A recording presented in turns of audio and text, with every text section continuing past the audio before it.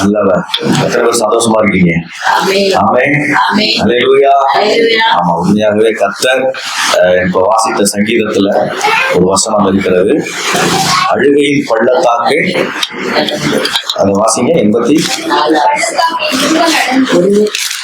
உருவ நடந்து அதை எத்தனை வசனம்? 6. அதை நீருற்றாக்கி கொள்ளுகிறார்கள், மழையும் குளங்களை நிரப்பும். பாருங்க, அந்த வருஷம் முழுவதும் திடீர்னு வந்த பிறகுதான் அந்த சங்கீதம் எனக்கு ஞாபகம் வந்துச்சு.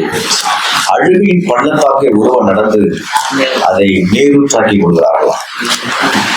ஆண்டவருடைய பிள்ளைகளுக்கும் உலகத்தாருக்கு என்ன வித்தியாசம்னா, அவர்கள் அழுகையின் பள்ளத்தாக்க அழுகையாவே பார்ப்பாங்க. ஆனா கர்த்தருடைய பிள்ளைகளுக்கு என்னன்னா, அழுகை இருக்கும், கண்ணீர் இருக்கும், கவலை இருக்கும், பிரச்சனை இருக்கும். ஆனா அதை நம்ம நீர் தாக்கிடுவோமா? புரியுதா உங்களுக்கு? இந்த கண்ணீரை எப்படி என்ன பண்ணிடுவோம்? நம்ம அதை நீர் தாக்கிறோம், அது ஒரு பிரயோஜனமாக்கிடுவோம். அதான் ஆண்டவர் அழகா சொல்றாரு. அதே வசனத்துல கீழே ஒரு வசனம் இருக்கு பாருங்க, 84 கீழே 10வது வசனம். 1000 மாலை பார்க்கிலும் ஒரு பிரகாரங்களில் செல்லும் ஒரே நாள் நல்லது. ஆகாமிய கூடாரங்களில் வாசமாயிருப்பதை பார்க்கிலும் தேவனுடைய ஆலயத்தின் வாசற்படியில் காத்திருப்பதை ஏற்று. யார்? தாவீது சொல்கிறார். ஆகாமிய கூடாரம், நான் வசதியா இருக்கிறத காட்டிலும், நான் என் அரண்மனையில இருக்கிறத காட்டிலும் தேவனுடைய ஆலயத்தின் வாசற்படியில் காத்திருக்கிறத நான் விரும்புவேன். ஆனா இன்றைக்கு ஆலயத்துக்கு வருகிற பெரிய பெரிய நபர்கள் என்ன நினைக்கிறாங்க? முதலிடத்தை விரும்புறாங்க. நான் முதல்ல இருக்கணும், நான் ஃபர்ஸ்ட்ல இருக்கணும், நான் காணிக்க நிறைய கொடுத்துக்கலாம், என் பேர் என்ன பண்ணணும் சொல்லணும். அதை தேவன் ஒருபோது விரும்பல. இஸ்ரவேல் தேசத்துக்கே ராஜாவா இருக்கிற தாவீது சொல்றான், நான் ஆலயத்துக்கு வந்துட்டா எங்க இருக்க விரும்புறானா? வாசற்படி. அல்லேலூயா. இப்ப வாசற்படியில யார் இருப்பா? நம்ம உள்ள வரும்போது நம்முடைய செப்பலை ஒழுங்கி வச்சு நம்ம எல்லாம் சீர்படுத்தி, வாசற்படியில வர்றவங்க, ஆலயத்துக்கு வர்றவங்க, லேட்டா வர்றவங்க என்ன பண்ணுவாங்க? சீக்கிரம் உள்ள வந்துருவாங்க, செப்பலை கண்ணம்னா. ஆனா வாசற்படியில நிக்கிறவங்க என்ன பண்ணுவாங்க? அது ஒழுங்குபடுத்துவாங்க. அப்ப பாருங்க, ஆண்டவருடைய பிள்ளைகளுக்கும் அதான் வித்தியாசம். ஆண்டவருக்கு உண்மையாக கீழ்ப்படுகிற பிள்ளைகளுக்கு அதுதான் வித்தியாசம். என்ன வித்தியாசம்? வாசற்படியில காத்திருக்கிற அந்த அனுபவம் நமக்கு வரணும். கீழ்ப்படிதல் அனுபவம் நமக்கு என்ன பண்ணணும்? ஆண்டவருடைய ஆலயம் வந்துட்டா கர்த்தர் தான் இங்க உலாவுகிறாங்க, அவரை இல்லாமல் இங்க யாரும் இல்ல அப்படிங்கறது உணர்வு உங்களுக்கும் எனக்கு என்ன பண்ணணும்? வர வேண்டும். ஒரு அருமையான வருஷம், அந்த வருஷத்தின் இறுதி. இந்த வாரத்துல நீங்க எல்லாம் வந்திருக்கிறோம், உங்களை எல்லாம் கர்த்தர் பார்க்க செய்திருக்கிறார், முகமுகமாய் பார்க்க செய்திருக்கிறார். கர்த்தருடைய நாமம் மகிமைப்படுவது. ஹல்லேலூயா. வந்திருக்கிற உங்கள் யாவரையும் நான் ஸ்தோத்திரம் செலுத்துகிறேன். கர்த்தர் உங்கள் ஒவ்வொருவரையும் ஆசீர்வதிப்பாராக. எனக்கு, நான் பரமக்குடியில என்னுடைய ஊழியத்தை செய்து வருகிறேன். அது என்னுடைய ஊழியம் அல்ல. நான் பொதுவா எங்க போனாலும் என்ன சொல்லுவேன், நான் மயிலாடுதுறையில செய்கிற ஊழியம் என்னுடைய ஊழியம், விட்டுட்டு வந்தேன். என்னுடைய ஊழியம் அல்ல. நான் பரமக்குடியில செய்கிற ஊழியமும் என்னுடைய ஊழியம் அல்ல. இது நம்முடைய ஊழியம். ஊழியம் எல்லாரும் சேர்ந்துதான் நம்ம என்ன பண்றோம். நான் இங்கேயும் ஊழியம் செய்யறேன், அங்கேயும் செய்யறேன். இது டிஎல்சி, நான் செய்யற ஊழியம் அது வேற, அப்படிலாம் கிடையாது. பேரு தான் வேற. இது டிஎல்சில நம்ம இருக்கிறோம். நான் ஒரு பர்சனலா ஒரு பிரேயர், ஒரு மினிஸ்ட்ரி பேரை வச்சு நான் என்ன பண்றேன் செய்யறேன். மற்றபடி ஊழியங்கள் எல்லாமே ஒண்ணுதான். நான் செய்யற ஊழியம் பாஸ்ட் மட்டும் போய் செய்யறாரு, பரமக்குடி டெய்லி போயிட்டு வர்றாங்க, தங்கி இருக்கிறாரு, நமக்கு அதுக்கு என்ன அப்படின்னு நீங்க என்ன பண்ணக்கூடாது, ஒரு நாளும் நினைக்கவே கூடாது. அதுவும் நம்முடைய ஊழியம் நினைக்கணும். இந்த ஊழியத்தோட சேர்ந்து அதுவும் நம்முடைய ஊழியம் அப்படின்னு நீங்க என்ன பண்ணணும். அப்படி நினைச்சிட்டாலே இந்த உலகத்துல நமக்குள்ள எந்த வேற்றுமையும் எதுவும் என்ன பண்ணாது, வரவே செய்யாது. இதுவும் நம்முடைய ஊழியம், இந்த தேசத்துல இருக்கிற எல்லாமே நம்முடைய ஊழியம் அப்படின்னு நம்ம நினைச்சிட்டாலே வேற்றுமாறு. சோ நம்முடைய ஊழியத்தை நேசித்து நமக்கு இந்த வருஷம் ஒரு 50 காலன்றவங்க என்ன பண்ணிருக்காங்க, இலவசமா. பாருங்க, ஆண்டவர் என்ன ரொம்ப நேசிக்கிறாரு பாருங்க. எல்லாமே இலவசமா ஆண்டவர் கொடுக்குறாரு. கீபோர்டுல இருந்து, வண்டியில இருந்து, கேலண்டர்ல இருந்து. போன வருஷம் ஒரு 50 கேலண்டர் இலவசமாக நம்ம கண்டித்து கொடுத்துருக்காங்க. அதை நான் கொண்டு வந்திருக்கிறேன். போகும்போது நீங்க என்ன பண்ணுங்க, நீங்க வாங்கிட்டு போக. கர்த்தர் உண்மையிலே நம்ம ஆசீர்வதிப்பார். சோ வருஷத்தின் இறுதி நாட்கள்ல நம்ம வந்திருக்கிறபடினால ஆண்டவர் என் உள்ளத்துல ஏவின சில வசனங்களை, வார்த்தைகளை உங்களோடு கூட நான் பகிர்ந்து கொள்ள விரும்புகிறேன். பொதுவாக வருஷத்தின் இறுதியில நான் பொதுவாகவே ஆசீர்வாத பிரசங்கம் அதிகமா நான் பேச மாட்டேன். எனக்கு பேசின நாட்கள் உண்டு. நீங்க நான் 15 வருஷம் ஊழியம் செய்கிறேன்.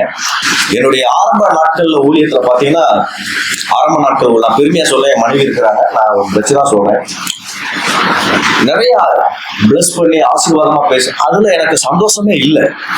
நிறைய ஆசீர்வாதமான வார்த்தைகளை பேசி ஆசீர்வாதமான வார்த்தைகளை பேசி பேசி ஜனங்களை உசுப்பேத்தி விட்டு அப்படியே நம்ம குழுப்பு வச்சு அப்படி போனா அதுல எனக்கு திருப்தி இல்லை பாருங்க. நான் 15 வருஷம் ஊழியத்துல எனக்கு அது திருப்தி இல்லை. என்ன திருப்தி இல்லைன்னா அவங்களை சீர்படுத்தாத ஒரு ஊழியம் நமக்கு ஊழியமா? ஜனங்களை சீர்படுத்தி பரலோகத்துக்கு கொண்டு போகாத ஒரு ஊழியம். ஜனங்களை இப்ப நம்ம இது ஒரு பள்ளிக்கூடமா, இது ஞாயிற்றுக்கிழமை மட்டும் ஆராதிக்க, மத்த நேரம் இது என்னது பள்ளிக்கூடம். பள்ளிக்கூடத்துக்கு வர ஸ்டூடெண்ட்ஸ் என்ன பண்ணுவாங்க? வாத்தியாரு அவனை படிக்க வச்சு பயிற்சி ஒரு எக்ஸாம் வச்சு அடுத்த வகுப்புக்கு போகணும்னு விரும்புவாரா, இல்ல நீ அதே 6ஆம் வகுப்புல இருக்கணும்னு விரும்புவாரா? அப்போ ஒரு ஸ்கூல்ல ஒரு பள்ளிக்கூடத்துல ஒரு மாணவனை அடுத்த வகுப்புக்கு போகிறதுக்கான ஒரு வாத்தியாரோ பிரின்சிபாலோ அங்க இருக்கிற டீச்சர்ஸோ அவங்க எந்த அளவுக்கு முயற்சி பண்றாங்களோ அதே போலதான் நான் அடிக்கடி சொல்லுவேன், சபை என்பது ஒரு ஆவிக்குரிய பள்ளிக்கூடம். நம்ம வரும்போது ரட்சிக்கப்படும் பொழுது ஆண்டவருடைய ஆலயத்துக்கு வரும்பொழுது நம்ம அந்த எபேசியர் பவுல் சொல்றாரு, நான் இன்னும் பாலே குடிச்சுக்கிட்டு இருக்கிறேன் அப்படின்னா இன்னும் நம்ம எப்படிதான் இருக்கிறோம்? தெரியற மாதிரி இந்த பாப்பா மாதிரி குழந்தையாவே இருக்கணும். நம்ம இன்னும் என்ன சாப்பிடணும்? கறி, மீன், பிரியாணி நல்லா புஷ்டியா சாப்பிடணும். அந்த ஆகாரத்துக்கு தான் நான் இப்ப வந்திருக்கிறேன். அல்லேலூயா. ஆசீர்வாதம் எப்படி வரும்? புண்ணு எப்படி ஆறும்? காயங்கள் எப்படி ஆறும்? அதுல இருக்கிற சீலை பிதுக்கி எடுத்து சுத்தம் பண்ணாதான் காயம் என்ன பண்ணும்? நமக்கு ஆசீர்வாதம் வரணும்னா நம்மள சில விஷயங்கள்ல நம்மள சீர்தூக்கி பார்த்து நம்மளை நிதானிச்சு பார்த்து சில விஷயங்கள்ல நம்மளை சரி செய்து கொண்டா ஆசீர்வாதம் தானாய் நம்மள பூரை பிச்சுக்கிட்டு விழுந்து சொல்லுவாங்க பாருங்க. அது மாதிரி என்ன பண்ணுவோம்? அது தானாய் வரும். அல்லேலூயா. சோ அந்த வருஷத்தின் இறுதியில வந்திருக்கிற நம்மளை கொஞ்சம் நம்மளை அலசி ஆராய்ந்து பார்ப்போம். இந்த 2024ஆம் வருஷம் தொடங்கும் பொழுது நம்ம எப்படி ஆரம்பித்தோம், இந்த 2025ஆவது வருஷம் மறுபடியும் ஆரம்பிக்கும் பொழுது இந்த வருஷத்தின் இறுதி நாட்கள் நம்ம வந்திருக்கிறோம், இறுதி வாரம். சோ இந்த வருஷத்தை நம்ம முடிக்க போகிறோம். ஏதோ கண்ணை மூடணும், கண்ணை திறந்த மாதிரி நைட்டு தூங்கி காலைல எழுந்த மாதிரி இந்த வருஷம் ஒரு மாயை போல என்ன பண்ணிருச்சு? சாலமோன் சொல்லுகிறான், எல்லாம் மாயை மாயை மாயை. எப்போ சொல்றான்? தன் வாலிப நாட்கள்ல சொல்லல, எல்லாத்தையும் அனுபவித்த பிறகு சொல்றான், எல்லாம் மாயை, எல்லாம் மாயை, எல்லாம் மாயை, எல்லாம் மாயங்க. சோ இந்த உலகம் ஒரு மாயை போல, இந்த உலகம் ஒரு போர்வையை போல சுற்றி கொண்டு இருக்கிறது. இந்த மாயையான உலகத்துல நம்ம வாழ்ந்து கொண்டிருக்கிறோம். வருஷங்களும் காலங்களும் நம்மை கடந்து போகிறது, நாட்கள் கடந்து போகிறது. நேற்றைய நாட்கள் நமக்கு இன்றைக்கு வர போறது இல்லை. கடந்து போன இந்த 9 மணியானது மீண்டும் 9 மணி என்ன பண்ண போறது இல்ல, இதே டேட்ல வர போகிறது இல்ல. 10 மணியை கடந்துச்சுன்னா அடுத்து 10 மணியை கடந்துதான் போகணுமே தவிர நம்ம அடுத்து என்ன செய்ய போகிறோம் என்பதை குறித்து நம்ம யோசிக்க வேண்டுமே தவிர நம்முடைய கடந்த கால வாழ்க்கையை நினைத்து நினைத்து நம்ம ஒரு நாளும் சோர்ந்து போய்விடவே கூடாது. ஹல்லேலூயா. இன்னைக்கு நிறைய பிசாசு என்ன தெரியுமா செய்வான்? பிசாசு என்ன தெரியுமா செய்வான்? நம்முடைய கடந்த கால வாழ்க்கையை நமக்கு நினைப்பூட்டுவான். அப்பதான் நம்ம யோசிக்கணும், என் கடந்த கால வாழ்க்கை, நான் கடந்த கால பாவம் செய்த பாவங்கள், ஏதோ ஒரு சின்ன விஷயம், சின்ன காரியங்கள் நம்முடைய கடந்த காலத்தை அப்படியே பிளாஷ்பேக் மாதிரி கொண்டு வருவான். கொண்டு வந்து நீ பெரிய பரிசுத்தவனாக்கோ, நீ பெரிய சபைக்கு போறியாக்கோ, நீ அப்படி சாமி கும்பிட்டுறியாக்கோ பார்த்துவோம் அப்படின்னு நம்முடைய கடந்த கால வாழ்க்கையை அப்படியே நமக்கு பிளாஷ்பேக் மாதிரி கொண்டு வந்து நம்முடைய இப்போ இருக்கிற சூழ்நிலையை நம்ம அமுக்கி போடுவான். நம்மளை ஒன்றுமில்லாம ஆக்க நினைக்கிற பிசாசுக்கு முன்னாடிதான் தேவன் சொல்றாரு, ஒரு நாளும் நம்முடைய கடந்த கால வாழ்க்கை நம்மை ஒரு நாளும் பாதிக்கவே செய்யாது. ஏன் தெரியுமா? இப்போ நம்ம ஆண்டவருக்குள்ள இருக்கிறபடினால, நான் சொன்னேன் கிறிஸ்துவுக்குள்ள இருக்கிறத காட்டிலும் கிறிஸ்து நமக்குள்ள இருக்கிறபடினால நாம் கடந்த கால வாழ்க்கையை பார்த்து நம்ம அப்படியே நம்ம வீணாய் போகிறவர அல்ல, எதிர்காலத்தில் நடக்க போகிற நம்முடைய காரியங்களை குறித்து, குடும்பங்களை குறித்து, நம்முடைய திட்டங்களை குறித்து, தீர்மானங்களை குறித்து, நம்முடைய ஊழியங்களை குறித்து, நம்முடைய பிள்ளைகளை குறித்து கர்த்தர் நம்மை என்ன நினைக்கிறாரோ அதை நிறைவேற்ற அவர் சித்தமுள்ள தேவனாய் இருக்கிறார். ஹல்லேலூயா. அப்படிலாம் பாத்தீங்கன்னா நான்லாம் எங்கேயோ போயிருக்கணும். கடந்த கால வாழ்க்கையெல்லாம் பார்த்தா, கடந்த கால வாழ்க்கையெல்லாம் பார்த்தா தேவன் நம்முடைய கடந்த கால வாழ்க்கையை பார்த்தா அந்த ஊழியத்தை கொடுக்க மாட்டாரு. கடந்த கால வாழ்க்கையை பார்த்தா பிள்ளைகளை கொடுக்க மாட்டாரு. கடந்த கால வாழ்க்கையை பார்த்தா திருமணம் கொடுக்க மாட்டாரு. கடந்த கால வாழ்க்கையை பார்த்தா நீங்களும் நானும் சந்திச்சிருக்க முடியாது. அது எல்லாம் பாஸ்ட் இஸ் பாஸ்ட். அதெல்லாம் மறந்து போகக்கூடியது, அதெல்லாம் கடந்து போகக்கூடியது. இன்றைக்கு பிசாசும் சரி, உலகமும் சரி, புறஜாதி ஜனங்களும் சரி, மற்ற ஜனங்கள் எல்லாரும் என்ன தெரியுமா சொல்லுவாங்க? நம்முடைய கடந்த கால வாழ்க்கையை குத்தி குத்தி குத்தி காமிச்சுதான் நம்மள என்ன பண்ணுவாங்க? ஒண்ணுமில்லாம ஆக்க நினைப்பாங்க. ஆனா ஆண்டவர் ஒரு நாளும் கடந்த கால வாழ்க்கையை நம்மளை ஒரு நாளும் குத்தி காண்பிக்கிறவர் அல்ல. பழையவைகள் ஒழிந்து போயின, எல்லாம் புதிதாயின. ஒரு புதிய மனுஷனாய், ஒரு புதிய சிருஷ்டியா மாறிட்டோம்னு வச்சீங்களேன், டோட்டல் வித்தின் செகண்ட்ல கர்த்தர் நம்மளை டோட்டலா மாத்திடுவார். டோட்டலா மாத்திடுவார். எங்க அப்பா அப்படி குடிப்பாரு, பட்ட சாராயம். வெத்தலை பாக்க முண்டாசின்னு சொல்லுவாங்க பாத்தீங்களா, வெத்தலை பாக்கு எப்பவுமே அதுல இருந்துகிட்டே இருக்கும். நைட்டு 12 மணி 1 மணிக்கு எழுந்திருச்சு அவர் அந்த வெத்தலை பாக்க போடுவார். ஆனா பிறக்காதக்கு முன்னாடி எங்க அப்பா சொல்லுவாரு, பட்ட சாராயம். இப்பெல்லாம் ஒயின் ஷாப் கடையில போய் காஸ்ட்லியான சரக்கு பட்ட சாராயம் நீங்க இன்புட்டு கொண்டு குடிச்சுக்கினா போதும், ஆளை பட்டையாக்கிட்டார், பேரே பட்ட சாராயம். அப்படி குடிப்பாரு. ஒரு நாள் இரவு, ஒரே இரவு எல்லாத்தையும் இன்னைக்கு சொல்றாங்க, என்னால முடியல, என்னால விட முடியல. என்ன விட முடியல? என்ன மனமாற்றம்? என்னன்னு கேட்கிறேன் நான். மனசுதான் காரணம். அல்லேலூயா. மனசுதான். வெறுக்கு நினைச்சா வெறுத்துடலாம். கொண்டாட்டிய வெறுக்க தெரியுது, புள்ளைய வெறுக்க தெரியுது, குடும்பத்தை வெறுக்க தெரியுது, தாய் தாப்பனை வெறுக்க தெரியுது, அதை வெறுக்க தெரியலையா? அது ஒரு போதை தானே. நான் சொல்றது சரிதானா? ஆமென் சொல்லுங்க. புசுக்குன்னா குடும்பத்தை வெறுத்துட்டு எங்கிட்டாவது ஓடிடுறோம், எங்கிட்டாவது கண்ணு கடா தூரத்துல ஓடிடுறோம், எல்லாம் செஞ்சிடறோம். ஆனா அதை வெறுக்க தெரியலையே. ஒரு சின்ன ஒரு பயண பாக்கெட் வெறுக்க தெரியல, கோபத்தை வெறுக்க முடியலையே நம்மளால. இது எல்லாம் நம்மளே திருப்திப்படுத்துவதற்காக நம்ம என்ன பண்ணுகிறது? சொல்லிக்கிறது. ஒரே இரவுல ஆண்டவர் என் தகப்பனாரை மாற்றினார். இதுதான் ஒரு மனமாற்றம். ஆமென் சொல்லுங்க பார்க்கலாம். சோ இந்த 2024 கடைசியில நம்ம வந்திருக்கிறோம். நம்மளை கொஞ்சம் சீர்தூக்கி பார்ப்போம். நான் எதிலே தவறினேன், நான் எதில ஏதாவது ஒரு விஷயத்துல நான் தவறி இருக்கேன். ஆண்டவரே என்னை தயவாய் மன்னிட்டு என்னை சீர்தூக்கி பார்த்து. 2 நாட்கள் நம்முடைய சபையில உபவாசம் நடந்தது, ரொம்ப அற்புதமா இருந்துச்சு. நான் சொன்னேன் 3ஆவது நாள் இன்னைக்கு நம்ம சேர்த்து என்ன பண்ணிடுவோம், வச்சு முடிச்சிருவோம். இன்னைக்கு நாங்க எல்லாம் உபவாசத்தோட வந்திருக்கிறோம். நானும் உபவாசத்தோட தான் வந்திருக்கேன், ஒரு டீ குடிச்சதோட வந்திருக்கோம். காரணம் என்ன தெரியுமா? எப்படியாவது ஆண்டவரை என் உடலை ஒடுக்கி, சரீரத்தை ஒடுக்கி, ஆண்டவருடைய சமூகத்துல எப்படியாவது என்னை ஏற்றுக்கொள்ளுங்க ஆண்டவரே.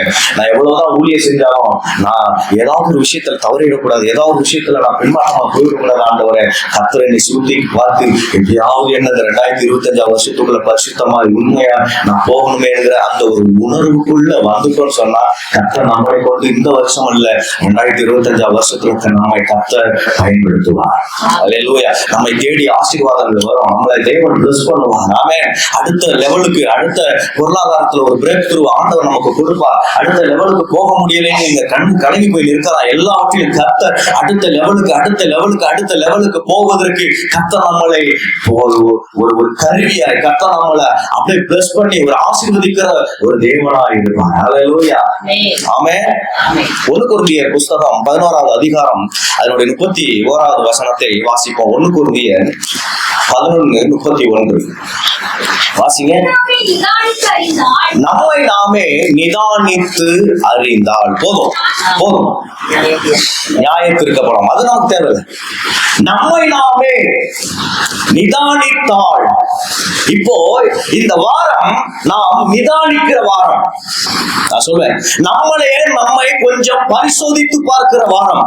நம்மளையே, நம்முடைய குடும்பத்தையும் நம்முடைய தனிப்பட்ட வாழ்க்கையும் நிதானிக்கிற நேரம். இன்னைக்கு ஆண்டவருடைய பிள்ளைகள், இன்னைக்கு உலக மனிதர்கள் தன்னை குறித்தும், தன் குடும்பத்தை குறித்தும், தன் பிள்ளைகளை குறித்தும் நிதானிக்க தெரியாததுனாலதான் இன்னைக்கு அநேக பிள்ளைகள் வழிமாறி போகிறார்கள். நான் என்ன நிலைமையில இருக்கிறேன், நான் என்ன சூழ்நிலை இருக்கிறேன், நான் எப்படி வாழ்ந்துட்டு இருக்கிறேன், நான் எப்படிப்பட்ட பாதையில போயிட்டு இருக்கிறேன், எனக்கு என்ன பொறுப்பு, நான் என்ன விதமான காரியத்தில் இருக்கிறேன், என் குடும்ப பொறுப்பு என்ன, ஊழிய பொறுப்பு என்ன, தேவன் எனக்கு எதற்கு பிள்ளையை கொடுத்தார், தேவன் எனக்கு எதற்கு பதவியை கொடுத்தார், ஆசையை கொடுத்தார், அந்தஸ்தை கொடுத்தார், தேவன் எனக்கு எதுக்கு உயர்வை கொடுத்தார் என்பதை ஒவ்வொரு நாளும் நாம் நிதானித்தால் நம் அடுத்த கட்டத்திற்கு நம்மளை ஆண்டவர் அழைத்து செல்வார். அல்லேலூயா. இந்த வருஷத்தின் இறுதி இந்த வாரத்துல வந்திருக்கிற உங்களை என்னை பார்த்து ஆண்டவர் சொல்லுகிறார், நம்மை நாமே நிதானிக்க வேண்டும். நாம் நிதானிக்க வேண்டும். நான் கடந்து வந்த பாதையை நிதானிக்கிறேன், என் கடந்த கால வாழ்க்கையை நிதானிக்கிறேன். முன்பு நான் பின்மாற்றமாய் வாழ்ந்தேன், முன்பு நான் எப்படி வாழ்ந்தேன், முன்பு என் வாழ்க்கை எப்படி இருந்தது, முன்பு என் ஜீவன் எப்படி இருந்தது, முன்பு என் ஆவிக்குரிய வாழ்க்கை எப்படி இருந்தது, முன்பு என்னுடைய குடும்ப வாழ்க்கை எப்படி இருந்தது, முன்பு என் தனிப்பட்ட வாழ்க்கை எப்படி இருந்தது. இப்போ இனிமேல் இந்த வருஷம் முடிச்சு ஒரு புது வருஷத்துக்குள்ள போகும் பொழுது என் வாழ்க்கை எப்படி இருக்க போகிறது என்பதை குறித்து ஒரு மனிதன் நிதானிக்க வேண்டும். அல்லேலூயா. படிக்கும்போது வாத்தியார் சொல்லுவாங்க, நீ பகல் முழுவதும் படிச்சத நைட்டு ஒரு 10 நிமிஷம் தூங்குறதுக்கு முன்னாடி ஒரு 10 நிமிஷம் உட்காந்து யோசிச்சுன்னா உன் படிச்சது பூரா என்ன வந்துடும், அடுத்த நாள் காலையில மறக்காதுன்னு சொல்லுவாங்க. வாத்தியார் எத்தனை பேர் இருக்கீங்க? டீச்சர்ஸ் சொல்லுவாங்க. எனக்கெல்லாம் சொல்லிருக்காங்க, உங்களுக்கு சொன்னாங்க. நான் சொல்றேன், ஒரு நாள் முழுவதும் நாம என்ன செஞ்சோம், ஏது செஞ்சோம், எப்படி வாழ்ந்தோம், யார்கிட்ட என்ன பேசணும், ஒரு 10 நிமிஷம் உட்கார்ந்து அமைதியா தூங்குறதுக்கு முன்னாடி அப்படியே தியானம் பண்ணிட்டு நீங்க தூங்குங்க. நம்ம யாருக்கு நன்மை செஞ்சோம், யாருக்கு தீமை செஞ்சோம், என்ன பேசணும், என்ன அப்படியே நம்மளுடைய கண்களுக்கு முன்னாடி அப்படியே படம் மாறி வரும். இதுதான் நிதானிக்கிறது.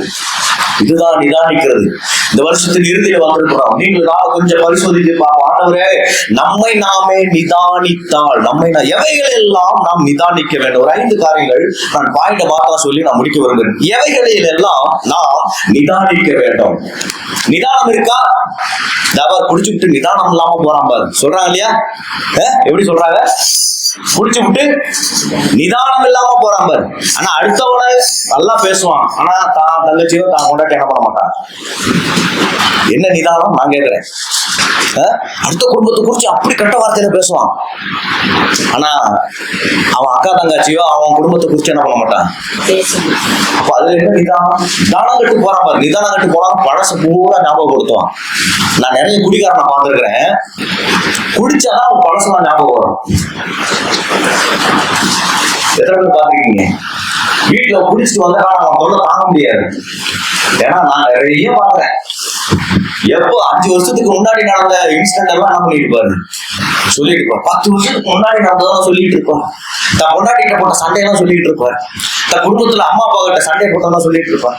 ஊர்ல உலகத்துல என்ன செஞ்சோம் எல்லாத்தையும் சொல்லிட்டு இருப்பார். நான் கேட்கிறேன், அது என்ன நிதானம் கேட்கிறேன்? என்ன நிதானம்? ஆவிக்குரிய பிள்ளைகளுடைய வாழ்க்கையில நீங்களும் நானும் ஆண்டவரை பின்பற்றி வருகிறோம். தேவன் நம்மளை பிளஸ் பண்ண வேண்டும் என்றால், தேவன் நம்மை ஆசீர்வதிக்க விரும்ப வேண்டும் என்றால், நாம் நம்மை நாமே நிதானித்து நம்ம நடக்கும் பொழுது கிறிஸ்தவ வாழ்க்கையை ஆவிக்குரியவன் எல்லாவற்றையும் நிதானித்து, வசனம் சொல்லப்பட்டிருக்க, ஆவிக்குரியவன் எல்லாவற்றையும் என்ன பண்ணணுமா? நிதானித்து அறிய வேண்டும், ஆராய்ந்து அறிய வேண்டும். எது நல்லது, எது கெட்டது, இது நல்லதா, இது கெட்டதா. ஒரு இருதயம் சொல்லும் இது நல்லதுன்னு சொல்லும், இன்னொரு இருதயம் சொல்லும் நீ போய் செய்ய அப்படின்னு சொல்லும். இதோ யூதாசை பிசாசு தூண்டினான், வேத வசனம் சொல்லுகிறது. யூதாசு பிசாசை என்ன பண்றான்? பிசாசு யூதாசை தூண்டி விட்டான். தாவீதை ஏறினான். இங்க அங்க ஏவி விடுறான், இங்க தூண்டி விடுறான். ஏவி விடுறதுக்கும் தூண்டி விடுறதுக்கும் வித்தியாசம் இருக்கிறது. ஆமே, வித்தியாசம் இருக்குதா? விளக்கணுமா வேண்டாம்ல? ஏவி விடுறது, தூண்டி விடுறது, 2 வித்தியாசம். இன்னைக்கு நம்மை நிதானிக்க முடியாமல் இருக்கிறதுக்கு காரணம் தெரியுமா? யாரோ ஒருவருடைய பேச்சை கேட்டு, யாரோ ஒருவருடைய சொல்லை கேட்டு நம்மை தூண்டி விடுகிற, நம்மளை தூண்டி விடுறாங்களே, நம்மளை ஏறி விடுறாங்களே அப்படின்னு சொல்லி நம்ம எதுவுமே யோசிக்காதனாலதான் இன்னைக்கு நிறைய குடும்பத்துல பிரச்சனைகளை சந்தித்து வருகிறோம். பிள்ளைகள் வாழ்க்கையில சமாதானம் இல்லை. காரணம் என்ன தெரியுமா? உலகத்தான் சொல்லுகிற பேச்சை ஏதாவது ஒன்றை கேட்டு விட்டு அப்படியே அவன் தூண்டி விடுவான் பாருங்க. தூண்டி விடுவான், உங்க அப்பா இப்படிறா, அவங்க அம்மா இப்படிறா, அண்ணா இப்படிறா, அப்படியே தூண்டி விடுவான். அவங்கள தூண்டி விட்டுனா அப்படியே வித்தின் செகண்ட்ல வீட்டுல வந்து இந்த புருஷன் பாட்டுக்கு வேலைக்கு போயிட்டு பாட்டுக்கு வருவாரு. கம்முன்னு 1000 பிரச்சனை இருக்கும். வேலைக்கு போற இடத்துல, ஆபீஸ்ல பல பிரச்சனைகளை சந்திச்சுட்டு வருவார். வீட்டுக்கு வந்தோடனே இந்த மனைவி பாருங்க இருக்காங்க பாருங்க, அப்படியே தூண்டி விட்டுருவாங்க. நான் பாத்தியா, பொழுதுக்கு நீ வேலைக்கு போயிட்டு வந்துடுற, நான் வீட்டுல என்னால இருக்க முடியல, இந்த பக்கத்து வீட்டுக்காரு எப்ப பார்த்தாலும் தண்ணி ஓடுதுன்னு வேலை பிரச்சனை ஆகுது. அப்பதான் இவனுக்கு கோபம் என்ன பண்ணும்? அதிகமா வரும். என்ன வரும்? கோபம் அதிகமா வரும். தூண்டி விடுறது, ஏவி விடுறது. எவனாவது ஏவி விட்டுருவான், நீ அதை சொல்லு, இதை பேசு, அதை பண்ணு, இதை பண்ணு, ஏவி விடுவான். காதுல ஓதிக்கிட்டே இருப்பான் எப்ப பார்த்தாலும். நீ இப்படியே இரு. சிலர் பாத்தீங்கன்னா போதை, அது ஒரு போதைங்க. எவனாவது ஏதாவது சொல்றதை கேட்டுக்கிட்டே இருக்கிறது ஒரு போதை. தானா எதுவும் யோசிக்க மாட்டாங்க, சுயமா எதுவும் முடிவு எடுக்க மாட்டாங்க, நிதானிக்க மாட்டாங்க. அது ஒரு போதை. 4 பேர் வந்து எனக்கு ஏதாவது சொன்னாதான் எனக்கு புத்தியில ஏறும், மரணமண்டையில ஏறும். பாத்திருக்கீங்களா? ஏவி விட்ட பிறகு இவனுக்கு ஒரு உற்சாகம் வரும், ஏவி விட்ட பிறகு இவனுக்கு ஒரு தெம்பு வரும், ஏவி விட்ட பிறகு இவனுக்கு ஒரு குதூகலம் வரும். 10 பேர் நம்ம கூட இருக்கிறோம், அப்படியே நின்றுட்டு அப்படியே என்ன பண்ணுவாங்க, குடும்பத்துல அப்படியே பயங்கரமா ஒரு ஆட்டம் போடுவாங்க. எதிர்த்து நின்னா புஷ்ஷுன்னு போயிடுவாங்க. பாத்திருக்கீங்களா? ஏவிதல். நம்மை நிதானிக்காமல் இருக்கிறதுக்கு காரணம் பிசாசு ஒரு கருவியாக நம்மளை பயன்படுத்தி கொண்டிருக்கிறான். நம்மளை ஆண்டவருடைய பிள்ளைகளாய் வாழாதபடிக்கு, ஆண்டவருடைய ஜீவியமாய் வாழாதபடிக்கு, ஆவிக்குரிய வாழ்க்கையில ஒரு முன்னேற்றம் அடையாதபடிக்கு பிசாசு ஏதோ ஒரு விதத்துல நம்மை நிதானிக்க விட மாட்டான். அதான் நீங்க நல்லா புரியும். நம்மை நிதானிக்க விட மாட்டான், நம்மளை யோசிக்க யோசிக்க விட மாட்டான். ஹிட்லர் அவனுடைய சோல்ஜர்ஸ் என்ன தெரியுமா சொல்லுவான்? கபார், என்னுடைய சக்சஸுக்கு காரணம் என்ன தெரியுமா? அவன் சொல்றான், என்னுடைய சக்சஸுக்கு காரணம் என்ன தெரியுமா? ஒரு சோல்ஜர்ஸை கூப்பிட்டு போய் அந்த மலையில இருந்து கீழே விழுவா, அவன் பாட்டுக்கு என்ன பண்ணுவான்? என்ன குடும்பம் இருக்கு, பிள்ளைகள் இருக்கு, நீ பாட்டு போய் விழுக சொல்றீங்களா? ஒரு விழுகுல மறு வார்த்தை எதுவும் பேச மாட்டான். அப்படி இருக்க மலையில இருந்து கீழே விழுவான். வரலாறு படிச்சிருக்கீங்களா? யோசிக்க மாட்டான், நிதானிக்க மாட்டான். ஆனா ஆண்டவர் சொல்றாரு, நீங்களும் நானும் நிதானித்து அறிய வேண்டும். ஆவிக்குரிய பிள்ளைகள், ஆவியை பெற்றனா நிதானித்து அறிய வேண்டும். இது மட்டும் இருந்துச்சுன்னா நம்ம எல்லாவற்றிலும் சிறந்து விளங்குகிற ஒரு பிள்ளைகளாய் மாறிடுவோம். எவைகள் எல்லாம் நம்ம நிதானிக்கணும். ஒன்று, எபேசியர் 4வது அதிகாரம் 30வது வசனம் வாசிங்க. எபேசியர் 4:30.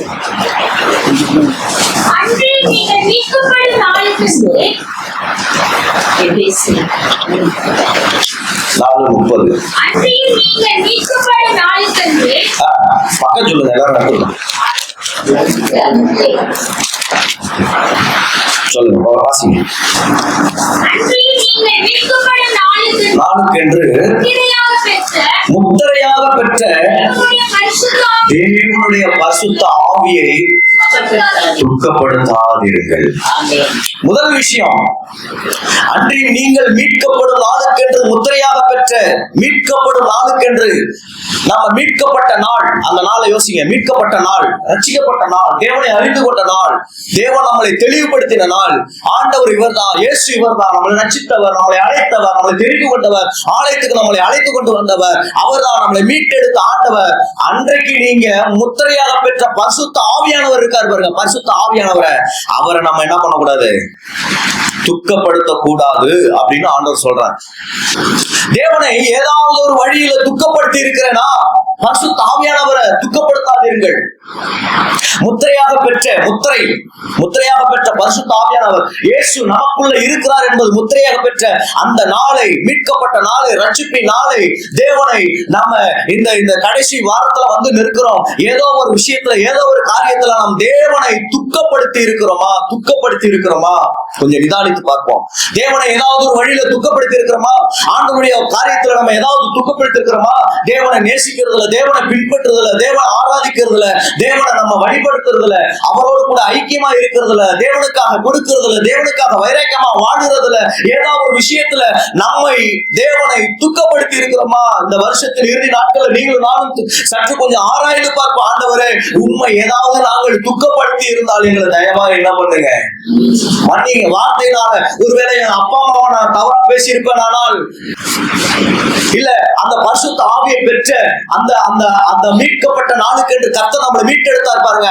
அந்த மீட்பின் நாளை மறந்து போய் ஆண்டவரை ஏதாவது ஒரு விஷயத்துல நான் துக்கப்படுத்தி இருப்பேன், குடும்பத்தை, என்னுடைய பிள்ளைகளை, என் குடும்ப உறவை, ஏதோ ஒரு காரியம் எக்ஸெட்ரா கொஞ்சம் நீங்க யோசித்து பாருங்கள். தேவன் நமக்குள்ள இருக்கிறார், நமக்குள்ளே வாசம் பண்ணுகிறார், அவர் நம்மோடு கூட இருக்கிறார், நமக்குள்ளே இருந்து நம்மோடு கூட வருகிறார் என்று நம்ம நினைக்கிறோமே, நம்முடைய திருப்திப்படுகிறோமே. ஆனால் கொஞ்சம் யோசித்து பாருங்க, நம்ம ஏதாவது ஒரு விஷயத்துல தேவனை துக்கப்படுத்தி இருக்கிறோமா? மீட்கப்படும் நாளுக்கென்று கர்த்தர் நம்மளை மீட்டெடுத்த அந்த நாளை நம்ம என்னைக்காவது நினைச்சிருக்கிறோமா? ஆரம்ப நாட்கள ஊழியத்துக்கு வரும்போது அந்த கஷ்டம், பாடு, உபத்திரம், வேதனை, அதை நம்ம இப்ப நினைக்கிறோமா? சபைக்கு வரும்பொழுது நம்ம எப்படி வந்தோம், எந்த சூழ்நிலை வந்தோம், எந்த நிலைமையில வந்தோம், இன்றைக்கு நம்ம இப்ப இந்த நிலைமையில இருக்கிறோமே, அந்த நாளை நம்ம நினைச்சு பார்க்கிறோமா? அல்லேலூயா. தேவனை எந்த விஷயத்துல நாம் துக்கப்படுது? யோசேப்பு தேவனை துக்கப்படுத்துகிற காரியம் வந்தது. ஆனா யோசேப்பு தன் பரிசுத்தத்தை காத்துக் கொள்வதற்காக விட்டு ஓடினான். அவன் துக்கப்படுத்துற தேவனை. ஆனா தாவீது துக்கப்படுத்திட்டான், மோசே துக்கப்படுத்திட்டான், சவுல துக்கப்படுத்திட்டான், அளப்பா மாறிட்டாங்க. ஆனா யோசேப்பு தேவன் பரிசுத்த ஆவியானவர் கொடுத்த அந்த முத்திரையை, மீட்கப்படும் நாளுக்குன்றதை அவன் துக்கப்படுத்தவே இல்லை. அதனால 33 வயதுல யோசேப்பு அரியணையில உட்கார்ந்து இஸ்ரவேல் தேசத்தை அவன் ஆட்சி செய்தான். அல்லேலூயா. 33 வயசு, அதே இயேசு 33 வயசு. இயேசுவுக்கும் யோசேப்புக்கும் ஒப்பிட்டு சொல்லுகிறார்கள். ஈசாக்கு, யோசித்து பாருங்க, ஈசாக்கு எடுத்துங்க. தன் தகப்பன் ஆபிரகாம் கூட 3 மனைவி, ஆனா ஈசாக்கு அப்படி இல்ல. ஈசாக்கு அப்படி அல்ல. அவன் சிரேஷ்ட புத்திர பாகமான், தேவனால் தெரிந்து கொள்ளப்பட்டவன். தேவனை ஒரு நாளும் அவன் துக்கப்படுத்தவே இல்லை. அல்லேலூயா. பந்தய பொருள் நமக்காக வைக்கப்பட்டிருக்கிறது. அந்த பந்தய பொருளை இலக்க அடைவதற்கு நாம் ஓடிக்கொண்டு இருக்கிறோம். எல்லாரும் ஓடிக்கொண்டு இருக்கிறோம். அந்த ஓடிக்கொண்டு இருக்கும்போது பிசாசு நம்மளை தடமாறி வைக்கிறானா? ஏதோ ஒரு உலக ஆசைய, உலக பொருளாசைய, பண ஆசைய, வேற ஏதாவது பாவத்தை காட்டி நம்மளை திசை திருப்புகிறானா? நம்மை நிதானிக்கிறோமா? அந்த வருஷத்தின் இறுதியில கொஞ்சம் யோசித்து பார்ப்போம். நிதானிக்கிறோமா? தேவனை எந்தெந்த விஷயத்துல நாம் துக்கப்படுத்தி இருப்போம்? பணத்தால, பொருளால, நம்முடைய அழகால, நம்முடைய நடக்கையினால, நம்முடைய வார்த்தையினால, நம்முடைய செய்கையினால, இல்ல நம்முடைய குடும்பத்துல தேவனை ஆராதிக்க சபைக்கு வர முடியாத, சபைக்கு வராமல் இருப்பதே தேவனை துக்கப்படுத்துவதா? நீங்க உண்மையா ஆண்டவரை நேசிச்சா, உண்மையா தேவனை பின்பற்றினா, உண்மையா தேவன் மேல நம்ம அன்பு வச்சோம், சபைக்கு வராம இருக்கவே மாட்டோம். அல்லேலூயா. இங்கல்ல எங்கேயாவது போய் தேவனை ஆராதிச்சிருவோம். அங்கல்ல எங்கேயாவது வந்து தேவனை ஆராதிச்சிருவோம். வாய்ப்பு கிடைக்கும் போதெல்லாம் தேவனை ஆராதிக்க மறந்து போவோமானால், கண் இருக்கும் போதே வேதத்தை படிக்க மறந்து போவோமானால், நல்ல கை இருக்கும் போதே தேவனை பாடி ஆராதிப்பு அந்த மறந்து போவோமானால், காலில் இருக்கும் போதே ஓடி உழைக்க மறந்து போவோமானால், காலம் கடந்த பிறகு வருகிற ஆசீர்வாதத்தை நாம ஏற்றுக்கொள்ளவே முடியாது. அல்லேலூயா. காலம் கடந்து போகுது. காரணம் என்ன? ஏதோ ஒரு விஷயத்துல நாம் தேவனை துக்கப்படுத்தி இருக்கிறோமா? பரிசுத்த ஆவியானவர் துக்கப்படுத்தி இருக்கிறோமா? கொஞ்சம் நம்மளை நாமே அலசி ஆராய்ந்து பார்ப்போம். ஆண்டவரே, உண்மை நாங்க ஏதாவது துக்கப்படுத்திருக்கிறோம். நான் ஆண்டவரே யோசித்து பார்ப்போம். இந்த வருஷத்தின் இறுதி நாட்கள் வந்திருக்கிறேன். என்னை சேர்த்தா சொல்ற ஆண்டவரே, ஏதாவது ஒரு விஷயத்துல நான் உண்மை துக்கப்படுத்தி இருப்பேனா? எனக்கு வர்ற காணிக்கை பணத்துல நான் துக்கப்படுத்திருப்பேனா? இல்ல ஊழியத்துல துக்கப்படுத்திருப்பானா? உண்மையில துக்கப்படுத்திருப்பானா? பேச்சுல துக்கப்படுத்திருப்பானா? என் மனைவி கிட்ட பேசும்போது சில வார்த்தைகளை ஏதாவது, இல்ல என் மனைவி என்கிட்ட பேசும்போது, என் பிள்ளைகள்கிட்ட, என்னுடைய சபை மக்கள்கிட்ட, ஊழியத்தை உங்கள்கிட்ட ஏதாவது பேசும்போது அன்பதான் பேசுவோம். ஆனா ஏதாவது ஒரு விஷயத்த துக்கப்படுத்தி இருப்பேனா? கொஞ்சம் யோசித்து பார்ப்போம். என்ன நான் சொல்றேன், உங்களை நீங்க யோசித்து பாருங்க. கொஞ்சம் ஆராய்ந்து அறிந்து பாருங்க. ஆண்டவரே, நான் தேவனை துக்கப்படுத்துகிற காரியம் வாழ்க்கையில இருக்குமானால் இன்றைக்கே அவைகளை விட்டு நான் விளக்குறேன். அல்லேலூயா. ஆமென் சொல்லுங்க பார்க்கலாம். அல்லேலூயா. இந்த சரீரம் இயேசு கொடுத்தது. இந்த சரீரம் அவர் கொடுத்தது. அவருக்காக ஓடணும், அவருக்காக உழைக்கிறதே தவிர இந்த உலக காரியத்துக்காக, உலக போக்குக்காக, விக்கிரக ஆராதனைக்காக, உலக பணாசைக்காக நாம் ஒரு நாள் ஓடவே கூடாது. அவர் வாசம் பண்ணுகிறார். ஆபேல காயினு கொன்னுட்டான். நல்லா நீங்க, ஆபேல யார் கொன்னுது? அவன் சகோதரன் காயின் கொன்னுட்டான். இப்ப காயின் ஆண்டவர் சபிக்கிறார். காயின் ஆண்டவர் தான் சபிச்சாரு, மக்களை சபிக்க விடல. வாட்சிங்களா? எல்லாரும் காயினை பார்த்து கேவலமா அவமானமா பேசுறாங்க. நீ ஒரு சகோதரனை கொன்னுட்ட அங்க டைரக்டா அங்க சொல்லப்படலாம் வரலாறு. உன்னை தேவன் என்ன தெரியுமா சொல்றாரு? உன்னை தொடுகிறவன் என்னை தொடுதான்னு சொல்லி அவன் நெற்றியில் ஒரு அடையாளத்தை போட்டார். அதுதாங்க பரிசுத்த ஆவியான ஒரு முத்திரை. அவன் நெற்றியில ஒரு அடையாளத்தை போறாரு. யாருக்கு? காயினுக்கு நெற்றியில அடையாளத்தை போறாரு. மனிதர்கள் சபிக்கிறாங்க, ஆனா தேவன் ஒருபோது ஒரு மனிதனை யாரையும் அவர் வெறுப்பது கிடையாது, சபிப்பது கிடையாது. நாம அந்த கான்செப்டை நம்ம நல்லா புரிந்து கொள்ள வேண்டும். அல்லேலூயா. ஆண்டவர் ஒரு நாள் சபிக்கவே மாட்டார். அந்த காயினை பார்த்து சொல்றாரு, உன்னை யாரெல்லாம் சபிக்கிறார்களோ அவர்கள் என்னை சபிக்கிறார்கள். அவன் நெற்றியில முத்திரை அவர்கள் கொல்லுவேன்னு சொல்லி ஆண்டவர் காயினை பார்த்து முத்திரை போடுறாரு. ஆதியாகம புஸ்தகத்தில். ஆமென். மீட்கப்படும் நாளுக்கென்று நாம் பெற்ற அந்த பழைய ரட்சிப்பின் அனுபவத்தை இழந்துட்டோமா? இந்த புதிய வருஷத்துல நம்ம சீர்தூக்கி பார்ப்போம். புதிய வருஷத்துல நம்ம சீர்தூக்கி பார்ப்போம். வருஷம் பிறக்க போகிறது. இந்த வாரம், இந்த கடைசி வாரம், அடுத்து 2025 தான் வரப்போகிறது. இந்த டிசம்பர் 29 அடுத்து என்னைக்கு வரும்? 25 தான் வரும். நம்மளை நாம கொஞ்சம் நிதானித்து அறிவோம். ஆண்டவரே, தேவனை துக்கப்படுத்துகிற காரியம் ஏதாவது ஆனால் என்னை தயவாய் மன்னிங்க ஆண்டவர். ஆண்டவருடைய சமூகத்துல, பிரசன்னத்துல, அவருடைய சமூகத்துக்கு முன்னாடி நான் நின்று கொண்டிருக்கிறேன். என்னை மன்னிங்க ஆண்டவர். நீங்க சொல்லுங்க, உங்க இதயத்துல சொல்லுங்க, ஆண்டவரே என்னை மன்னிங்க ஆண்டவரே. 2வது 1 சாமுவேல் 9:21 வாசிங்க. 1 சாமுவேல் 9:21.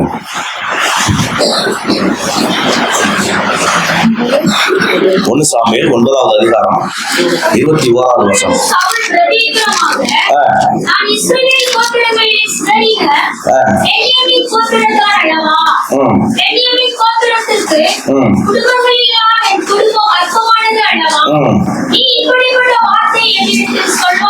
சொல்வானே என்றார்.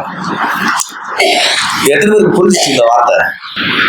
சவுல் சொல்றான், சவுல் ஆண்டவர் அழைக்கிறார், சாமுவேல் தீர்க்கதரிசி அவனை அழைக்கும் போது சொல்றாரு, நான் உடனே இந்த இஸ்ரவேல் தேசத்துக்கு ராஜாவா மாத்த போறேன். யார் சொல்றாரு? சாமுவேல் சொல்றாரு. அழைச்ச உடனே சவுல் இன்னும் ராஜாவா ஆக்கல, 10வது அதிகாரத்துலதான் மாத்துறாரு.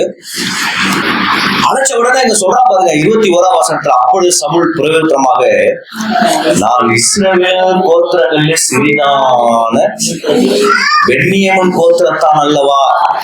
சவுல் தன்னை எப்படி சொல்றான்? நான் சிறியவன், நான் கோத்திரத்திலே நான் சிறியவன், குடும்பங்களுக்கெல்லாம் என் குடும்பம் அற்பமானது. யார் சொல்றா? அவன் ராஜாவா மாற போறான், அவன் ராஜாவா மாற போறான். கர்த்தர் அவன் அபிஷேகம் பண்ண போறாரு. சவுல் ஆண்டவர் தெரிஞ்சுக்கிட்டாரு, அவன் அபிஷேகம் பண்ணி அந்த தேசத்துல அவனை உட்கார வைக்க போறாரு. அடுத்த 10வது அதிகாரத்துல அவன் வேறு மனுஷனானான். கர்த்தருடைய ஆவி அவனுக்குள்ள வந்த பொழுது அவங்க சொல்லப்பட்டிருக்குது, அவன் வேறு மனுஷனானான் அப்படின்னு சொல்லப்பட்டிருக்குது. அவன் ராஜ அரண்மனைக்கு போவதுக்கு முன்னாடி, கர்த்தர் அவன் அபிஷேகம் பண்ண போறதுக்கு முன்னாடி அவன் சொல்ற வார்த்தை பாருங்க, என் குடும்பத்திலேயே, என் கோத்திரத்திலேயே, பின்னணியத்திலே நான் சிறியவன், என் குடும்பம் சிறிய குடும்பம், அற்பமானது குடும்பம், சிறியவன் அற்பமானவன் சொல்றான். அப்படின்னா என்ன அர்த்தம்? இஸ்ரவேல் தேசத்துக்கே ராஜாவாய் போகிற ஒரு மனிதன் சொல்ற வார்த்தை, அவன் தன்னை தாழ்த்தினான். ஆமென்.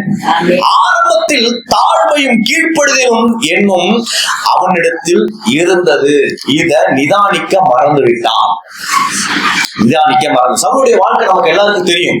எனக்கு அன்பான கர்த்தருடைய பிள்ளைகளே, ஆரம்பத்துல அவனுடைய ராஜ பதவி வருகிறதுக்கு முன்னாடி அவன் சொல்றான், நான் சிறியவன், என் குடும்பம் அற்பமானதுன்னு சொல்றான்.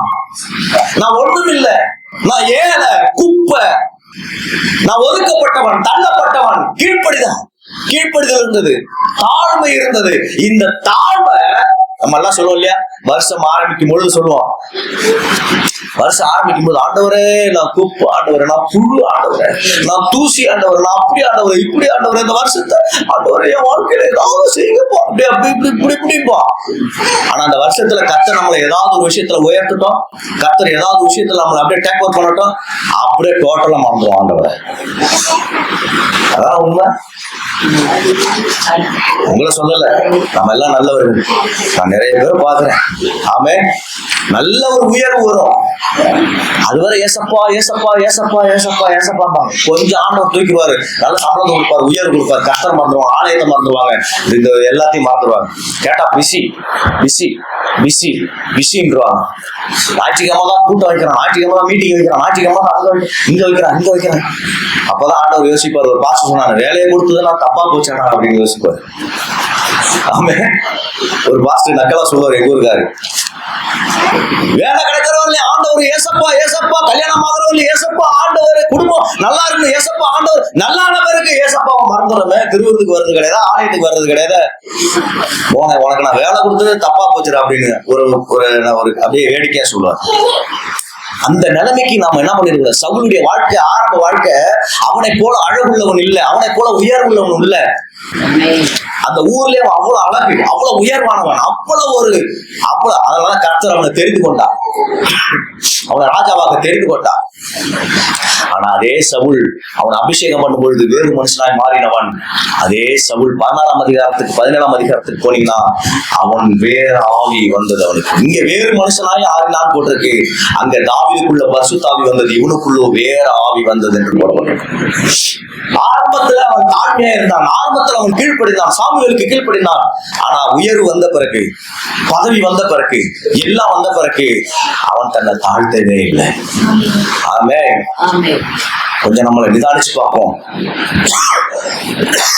ஆரம்பத்துல இருந்த அந்த கீழ்ப்படிதல், ஆரம்பத்துல இருந்த அந்த தாழ்மை, ஆரம்பத்துல இருந்த நம்ம அவரோடு கூட இருந்த அந்த ஆண்டவருடைய வார்த்தைக்கு கீழ்ப்படிதல் இது நம்ம இடத்துல இருக்கிறதா கொஞ்சம் நிதானிச்சு பார்ப்போம்.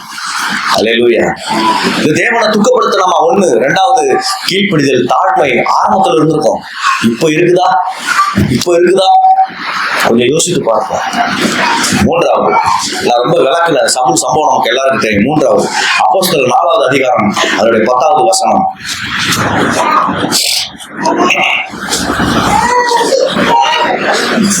அப்போஸ்தலர் 4 10 பக்கம் சொல்லிட்டு எல்லாரும் எடுத்துக்குவாங்க.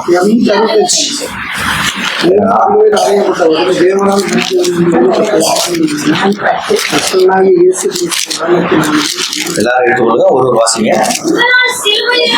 உங்களால் சிலுவையில் அறையப்பட்ட தேவனால் மரித்தோரிலிருந்து எழுப்பப்பட்டவருமாய் இருக்கிற, இல்லப்பா 4:19 தானே.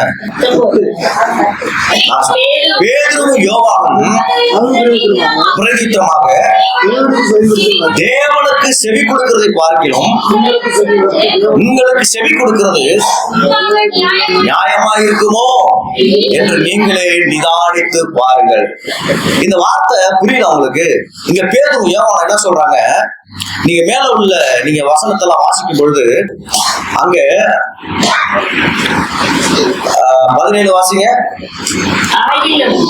அது அதிகமாய் ஜனங்களுக்குள்ளே பரம்பாதபடி இது முதல் ஒருவரோடும் இந்த நாமத்தை குறித்து பேசக்கூடாது. எந்த நாமத்தை குறித்து? இயேசுவின். அது கீழே சொல்லப்படுது. இயேசுவின் நாமத்தை குறித்து ஜனங்கள் எல்லாம் என்ன சொல்றாங்க? பேதுரு யோவானை பார்த்து நீ பேசக்கூடாது அப்படிங்கிறாங்க. உறுதியாய் பயமுறுத்த வேண்டும் என்று சொல்லிக் கொடுத்தது. அடுத்தது அவர்களை அழைத்து இயேசுவின் நாமத்தை குறித்து எவ்வளவு பேசவும் போதிக்கவும் கூடாது என்று அவர்களுக்கு கட்டளையிட்டார்கள். நல்லா நீங்க பேதுரும் யோவானும் அங்க பேசிக் கொண்டிருக்கிறாங்க, பிரசங்கம் பண்ணி கொண்டிருக்கிறாங்க, ஜனங்களோடு சம்பாதித்துக் கொண்டிருக்கிறாங்க. சிலுவையில் அறைந்த அந்த இயேசுவை நான் உங்களுக்கு காண்பிக்கிறேன்னு சொல்லிட்டு இருக்கிறேன். ஆனா இவங்க என்ன பண்றாங்கன்னா, அந்த கூட்டத்தில் இருக்கிற ஜனங்கள், இயேசுவை ஏற்றுக்கொள்ளாத ஜனங்கள் என்ன சொல்றாங்க? இயேசுவை நீங்க என்ன பண்ணக்கூடாது? பேசக்கூடாது. இயேசுவை சொல்லக்கூடாது. இயேசுவின் நாமத்தை நீங்க என்ன பண்ணக்கூடாது? அறிக்க கூடாது. எபேசியர்ல சொல்லப்பட்டிருக்கு. எபேசியர்ல நீங்க வாசிங்கன்னா தெரியும், மாம்சத்தில் வந்த இயேசுவை எவன் ஒருவன் அறிக்கை செய்யாமல் இருக்கிறானோ அவன் தான் அந்தி கிறிஸ்து. இயேசுவை யாரு அறிக்கை செய்யணும்? இயேசுவின் நாமத்தை அறிக்கை செய்யணும். நீங்க எபேசியர் 4ஆம் அதிகாரத்தில் போடப்பட்டிருக்கு. இயேசுவின் நாமத்தை அறிக்கை செய்யாத எவனும் அவன் அந்தி கிறிஸ்து அப்படின்னு சொல்லப்பட்டிருக்கு. அந்தி கிறிஸ்து. அப்படி என்றால் இந்த கூட்டம் யார்? அப்போஸ்தலர் 4ஆம் அதிகாரத்தில் இருந்த கூட்டம் யார்? இயேசு என்கிற பேரை கேட்டால் எங்களுக்கு எரிச்சல் வருகிறது. இயேசுடைய வார்த்தையை பேசக்கூடாது. இயேசு இயேசு இயேசு இயேசு, எப்ப பார்த்தாலும் என்ன இயேசு இயேசு பேசிட்டே இருக்கியே அப்படி ஜனக்கூட்டம் எல்லாம் பேதுருவும் யோவானும் கண்டிக்கிறார்கள். இயேசுடைய வார்த்தையை பேசக்கூடாது, ஆண்டவருடைய வார்த்தையை பேசக்கூடாதுன்னு கண்டிக்கிறார்கள். அப்பதான் அந்த 19ல பேதுரும் யோவானும் அவர்களுக்கு பிரதியுத்தரமாக, யாருக்கா பேசக்கூடாதுன்னு சொன்ன அந்த ஜன கூட்டத்திற்கு பிரதியுத்தரமாக, தேவனுக்கு செவி கொடுக்கிறதை பார்க்கிலும் உங்களுக்கு செவி கொடுக்கிறது தேவனுக்கு முன்பாக நியாயமாக இருக்குமோ என்று நீங்களே நிதானித்து பாருங்கள். நாங்கள் தேவனால் தெரிந்து கொள்ளப்பட்டவர்கள், தேவனால் அழைக்கப்பட்டவர்கள், தேவனே இல்லை என்று நாம் பேதுரு மறுத்தவன். மறுத்த பேதுரு பேதுருவை நேரடியாக இயேசுவை நேரடியாக பார்த்தவன் யோவான். இயேசுவை நேரடியாக பார்த்தவர்கள் 12 சீசர்கள். இவர்கள் இருவர் ஒருவர். இவர்களும் சீசர்களோடு ஆண்டவரோடு கூட ஊழியத்தில் இருந்தவர்கள். எப்படி எங்களால பேசாம இருக்க முடியும்? ஆண்டவருடைய வார்த்தை எப்படி எங்களால சொல்லாமல் இருக்க முடியும்? ஆண்டவருடைய வார்த்தை உங்களுக்கு எப்படி நாங்கள் போதிக்காமல் இருக்க முடியும்? ஆமென். அல்லேலூயா. அந்த இயேசுவை நாங்க பார்த்தோமே, குத்தினவர்களை நாங்க பார்த்தோமே, சிலுவையில் அடிக்கப்பட்டவர் நாங்க பார்த்தோமே, மரித்து 3ஆம் நாள் மறுபடியும் உயிரோடு எழுந்த அந்த இயேசுவை நாங்க பார்த்தோமே. பார்த்த இயேசுவை, கண்ட இயேசுவை, நேத்து நான் பிரசங்கம் பண்ணேன், கண்ட இயேசுவை, பார்த்த இயேசுவை, அவரை நோக்கி பார்த்த இயேசுவை நாங்கள் எப்படி சொல்லாமல் இருக்க முடியும்? அல்லேலூயா. நான் ஒரு ஆண்டவர்கிட்ட நன்மையை பெற்றேன்னா அதை எப்படி என்னால சொல்லாம இருக்க முடியும்? எங்க குடும்பத்தில் நடந்த சில நன்மைகளை நான் எப்படி சொல்லாமல் இருக்க முடியும்? தேவன் என் வாழ்க்கையில் செய்த நன்மைகளை நான் எப்படி சொல்லாம இருக்க முடியும்? மரண பள்ளத்தாக்குல நடந்த பொழுது கர்த்தரனை தூக்கி எடுத்ததை நான் எப்படி சொல்லாம இருக்க முடியும்? நான் சாப்பாட்டுக்கு இல்லாமல் இருக்கும்போது, பட்டினியா இருக்கும் பொழுது, ஒன்றுக்கு உதவாத ஒரு நிலைமையில தள்ளப்பட்ட பொழுது தேவன் எனக்கு உதவி செய்ததை நான் எப்படி சொல்லாமல் இருக்க முடியும்? நிதானிச்சு பாக்குறீங்களா? அல்லேலூயா. ஒரு கூட்டம் சொல்லும், என்ன இங்க எப்ப பார்த்தாலும் இயேசு இயேசு இயேசு சொல்லிக்கிட்டே இருக்காங்க. சொல்லதான் செய்வாங்க. யார் பெற்ற இன்ப வையகம் பெற வேண்டும். உலகத்துல பழமொழி சொல்றாங்க இல்லையா? கிறிஸ்தவமே இயேசுவை நோக்கி பார்க்கிறது தான் கிறிஸ்தவம். இயேசுவை, அவரை பார்க்க வேண்டும் என்பதா இப்படி நம்ம கூட்டங்களை கூட்டி நம்ம தேவனை ஆராதித்துக் கொண்டிருக்கோம். உபவாச ஜபம், அந்த ஜபம், இந்த ஜபம், குடும்ப ஜபம், வருஷத்துல இறுதியில ஜெபம், புது வருட ஆராதனை, இது எல்லாமே ஆண்டவருடைய வார்த்தையை நம்ம கேட்காமல் இருந்துட்டா நம்மளே நாமே நிதானிக்க முடியாது. தீர்க்கதரிசி இல்லாத இடத்தில் ஜனங்கள் விழுந்து போவார்கள். அப்படின்னா என்ன அர்த்தம்? சீர்கெட்டு போவார்கள், விழுந்து போவார்கள். ஆலோசனை இல்லாத ஜனங்கள் விழுந்து போவார்கள். தீர்க்க தரிசனம் இல்லாத இடத்துல ஜனங்கள் சீர்கெட்டு போவார்கள். ஆலோசனை நமக்கு தேவை, தீர்க்க தரிசனம் நமக்கு தேவை, ஆண்டவருடைய வார்த்தை தேவை நமக்கு. அல்லேலூயா. இது இல்லைன்னா ஜனங்கள் விழுந்துருவாங்க, நானும் விழுந்துருவேன். நம்மளை புஷ் பண்றதுக்கு, நம்மளை உற்சாகப்படுத்துவதற்கு, நம்மளை அடுத்த கட்டத்திற்கு கொண்டு போவதற்கு, நம்மளை பின்னாடி உந்தி தள்ளுவதற்கு ஒரு ஆளு தேவை. அல்லேலூயா. அதற்குதான் சபை, ஆண்டவருடைய வார்த்தை. ஆண்டவருடைய வார்த்தை நம்மை நோக்கி வந்த தேவ வார்த்தைகளுக்கு செவி கொடுக்கிறோமா என்பதை நாம் நிதானிக்க வேண்டும். ஒவ்வொரு வாரம் ஆண்டவருடைய வார்த்தை கேட்கிறோம். வருஷம் கடந்து போகிறது, நாட்கள் கடந்து போகிறது. என்னைக்காவது ஆண்டவர் சொன்ன வார்த்தையின்படி நான் வாழ என்ன ஒப்பு கொடுக்கிறேனா, நிதானிக்கிறேனா, கொஞ்சம் யோசித்து பார்க்கிறோமா? ஆண்டவருடைய வார்த்தை எவ்வளவு அழகாய் நம்மோடு பேசிக் கொண்டிருக்கிறார். அல்லேலூயா. நம்மை சீர்படுத்த, நம்மை ஸ்திரப்படுத்த, நம்மை பரலோகத்துக்கு கொண்டு போக, அந்த அவருடைய ஸ்தானத்துல ராஜாக்களோடும் பிரபுக்களோடும் அங்கே அமர வைத்து, சேனைகளின் கர்த்தர் பரிசுத்தர் பரிசுத்தர் பரிசுத்தர் என்று அவரோடு கூட நம்ம அங்க தேவனை ஆராதிக்க போகிறோமே, அந்த வாக்கியத்தை நீங்களும் நானும் இழந்து போக கூடாது. அதற்காக கர்த்தர் நம்மை இந்த வருஷத்தின் இறுதியில் நம்மை கொஞ்சம் நிதானித்து பார்ப்போம். தேவனுடைய வார்த்தை என்னைக்காவது நான் மீறி இருக்கிறேனா? ஆண்டவருடைய வார்த்தைக்கு நான் கீழ்ப்படியாம இருந்திருக்கிறேனா? வருஷம் ஆரம்பிச்சிச்சு, முடிவுக்குள்ள வந்துட்டோமே, என்னைக்காவது நான் ஆண்டவருடைய வார்த்தைக்கு நான் கீழ்ப்படியாம இருந்திருக்கிறேனா? ஆண்டவரே, செவி கொடுக்காம இருந்திருக்கிறேனா? தேவனுடைய வார்த்தைக்கு கீழ்ப்படியாம நான் ஏனெல்லாம் வாழ்ந்திருக்கிறேனா? தப்பு பண்ணாதீங்க, குடிக்காதீங்க, வெறிக்காதீங்க, பாவம் செய்யாதீங்க சொல்லி சொல்லி கண்டிஷன் பண்ணி பண்ணி பண்ணி ஆண்டவருடைய வார்த்தை, ஆண்டவருடைய பிரசங்கம் நம்மை நோக்கி வரும்பொழுது, நம்மை சீர்படுத்த வரும்பொழுது, இன்னும் அதே பாவத்துல, அதே குழியில, அதே பண்ணி, அந்த எப்படி சொல்றது, அது மேல பார்க்காதபடிக்கு கீழே பார்த்து தான் முத்து இருக்குது கூட தெரியாம அது உலண்டு கிடக்கிறது போல, நாய் தான் கக்குறத திரும்பவும் தின்னுகிறது போல, இன்னும் அதே வாழ்க்கை, அதே பாவ வாழ்க்கை. ஆண்டவருடைய வார்த்தை நம்ம ஆண்டவருடைய வார்த்தைக்கு கீழ்ப்படியாம போய் இன்னும் அதே ஜீவியத்துல வாழ்ந்து கொண்டு இருக்கிறோமா? வருஷத்துக்கு இறுதியில நீங்கள் நானும் கொஞ்சம் யோசித்து பார்ப்போம். ஆண்டவரே, உங்க வார்த்தைக்கு நான் செவி கொடுக்காம போனேன்னா, பேதுரு யோவான் சொல்றாங்க, எப்படி என்னால சொல்லாமல் இருக்க முடியும்? இங்க தடை பண்ணலாம், அங்க தடை பண்ண முடியாது. இந்த பட்டணத்துக்கு தடை பண்ணலாம், அடுத்த பட்டணத்துக்கு போனா அதே வார்த்தை தான் நான் சொல்லுவேன். கப்பல்ல பிரயாணம் பண்ணவன், காற்று, புயல், பாம்பு கடிச்சிச்சு, தேடு கடிச்சிச்சு, எத்தனையோ பலவீனங்கள் அவனை தாக்கி வந்தது, எல்லாவற்றையும் பவுல் கடந்து இந்த ஊழியத்தை சக்சஸா செஞ்சாரே. எவ்வளவு பிரச்சனை, போராட்டங்கள், பாடுகள், அவமானங்கள், வேதனைகள், தவறாய் பேசினார்கள், சுட்டிக்காட்டி பேசினார்கள். அந்த தீவுல அவன் பாவம் செய்து விட்டான், தப்பி பிழைத்து வந்திருக்கிறான், அதனாலதான் இவனை பாம்பு கடித்து விட்டது என்று சொல்லி அவனை குறித்து பேசினார்களே. விஷம் அவனை முறித்து கொட்டது. ஆண்டவருடைய வார்த்தை அப்படின்னு சொல்லுவாங்க. ஆண்டவருடைய வார்த்தைக்கு என்னைக்காவது நம்ம செவி கொடுக்காம இருக்கிறோமா? ஆண்டவரே, என்னை நான் நிதானித்து பார்க்கிறேன். 4வது லூக்கா 7:49-43 சாரி, லூக்கா 7வது அதிகாரம் 43வது வசனம் வாசிங்க.